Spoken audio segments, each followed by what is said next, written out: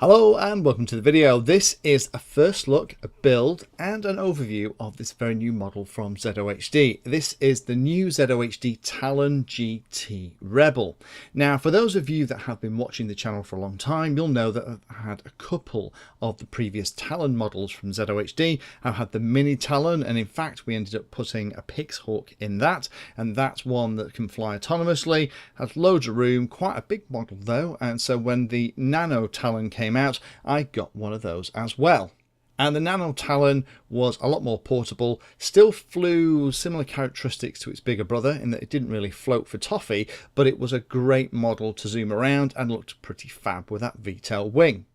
Now ZOHD have obviously been spending a lot of time at the drawing board because the last model that I looked at was before Christmas, and that was the ZOHD Dart XL.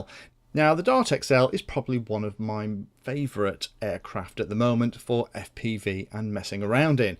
I put a Vector inside mine and it is a very efficient, very stable craft to fly. And it looks like the lessons that ZOHD learned from the XL have come across into this new model. So although it's called a Talon, it probably has just as much in common with the ZOHD Dart XL as it does with the Nano Talon. So let me quickly unbox this and go through some of the specs. This is made from biodegradable BEPP. That's something that ZOHD seem to be doing a lot. If you have a nasty crash and have to replace part of this, spares are available, so if you do something horrific then you can get spare pieces, but at least the bit you put in the bin that eventually goes into landfill will biodegrade, whereas some other foams won't. Wingspan for this is a little bit bigger than the Nano Talon. It's 1000mm, about 39.37 inches. Length is 660mm.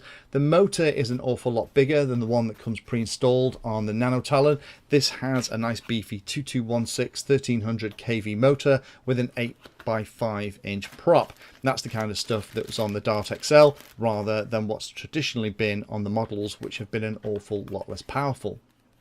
Running that motor and prop is a 40 amp ESC with a 5 volt 3 amp BEC inside, perfect for a plane. All the servos are metal gear, wing loadings about 14 dm squared. Recommended battery for this is going to be a 3300 to a 44000 4S pack. And the flying speed is going to be anywhere between about 30 to 100 kilometers per hour. So it looks like the new wing design has definitely made a difference to the characteristics of the slow speed flying, and I'm interested to try that out. Now to put this together is very straightforward. It's really designed to come apart for transport. So there's the cute little ZOHD branded piece that goes at the back. Absolutely loads of protection in key places and tons of airflow as well. So the only thing that you've really got to spend a bit of time on here is this rear tail section. Now they do get a spare in the box, which is nice because this is the bit that's probably going to get the most abuse. So you need to find the couple of screws that's in the packet and screw that into place.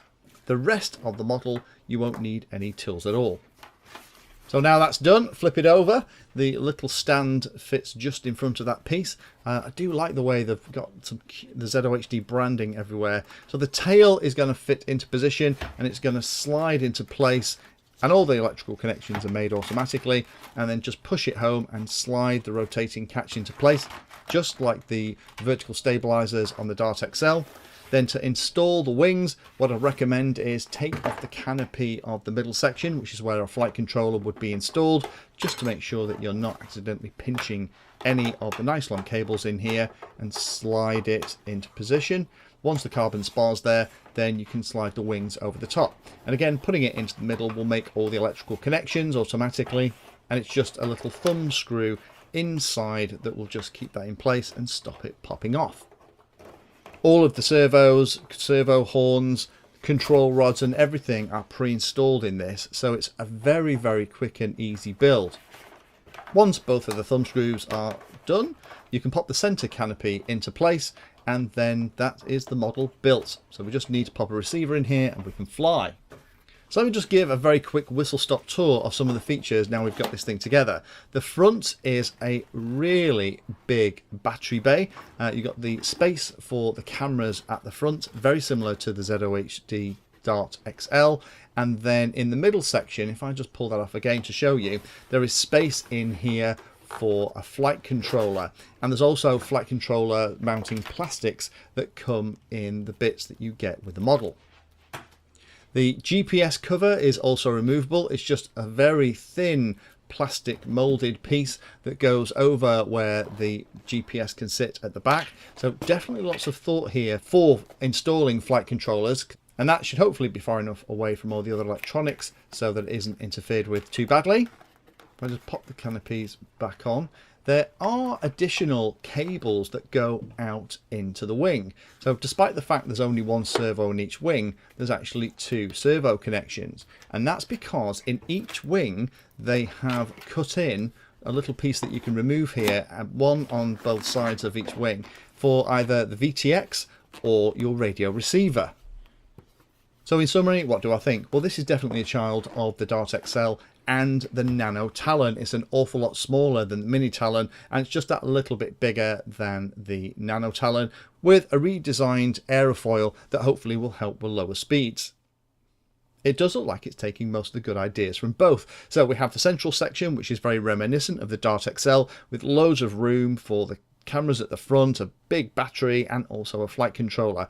But it really seems to be made for a flight controller installation. And that was something I haven't done with my Nano Talon because that wasn't really made for it. But this is crying out to have some form of iNav, Vector or Pixhawk or something else in here that has a GPS and would allow for some kind of autonomous flight. This model is covered in really cute touches, and it's starting to feel like ZOHD is growing up in terms of a company. Rather than just making a model that's flying, they're starting to put some really cute little flourishes and touches on here. Things like the ZOHD logo actually imprinted into the foam itself, and also as a 3D embossing underneath. Now that initially looked to me like a little bit random, but carrying it around and doing the things with it here as I've been making this video, it provides a really nice texture for you to hold on to when you're doing hand launches. I do like the way it breaks down, just like the Nano Talon does. I'd recommend keep the box. The way the box is put together is even very nice, with the carrying foam all in place, so you could easily break it down, pop it in the back of the car, and it's only going to take you 5 minutes to put together when you get to the field, and it's going to be protected from hanger rash. I do like the way this thing looks. It's very reminiscent of the Dart XL and looks very modern in its design compared with the original Talons. It does look like something a Marvel superhero would use to get aerial reconnaissance. So join me in a future video where I think we need to maiden this and potentially see about popping in a flight controller as well. Thanks for watching the video and watching right to the very end. You can find me in all the usual places on social media, and if you like the video and like what I'm doing here, then hit the subscribe button and hit the bell notification icon too. If you really like what I'm doing, you can go the extra mile and become one of my Patreons for access to me directly for support, and also giveaways and regular updates too. If you're looking for particular content, then check out the playlist. I organise all of my videos into playlists, so if you're looking for a particular topic, you can find everything here. If it's called Introduction To, it's designed to start very simply and build on that simple introduction to teach you all about it. If it's called For Beginners, then that is really aimed at people who are brand new to that part of the hobby.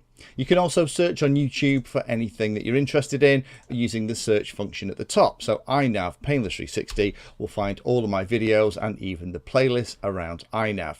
So thanks again for watching and happy flying.